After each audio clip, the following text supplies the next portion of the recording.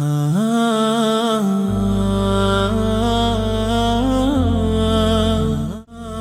दे नाम ते भाईजान बता कोई शर्म नहीं आंदी रोड ते पिंदा बैठी क्या तुम्हारे 10 रुपए वास्ते ऐसा ऑफिस खोल बाऊं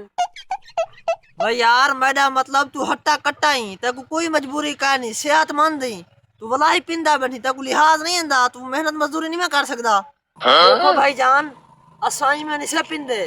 साको अवाम दी सपोर्ट है अवाम ना सपोर्ट करे वाला सा क्यों पिनसू ओ की में एक नहीं मैं तुम्हारा भिरा बेटा से संग ने पैसे काने मेरा भिरा गए मजदूरी ते उको मिले 500 तो मैं पिनन ते आया मैं को मिले 1200 पीछे दसो असा की में ना पिनू साको अवाम नहीं में भेजा सपोर्ट करे असा ना पिनसू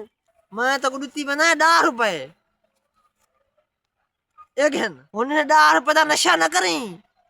घर कन को खावन पीवन दी शागिदी भी नहीं तो आज इन्हें 10 रुपए में हाज ना कर रहा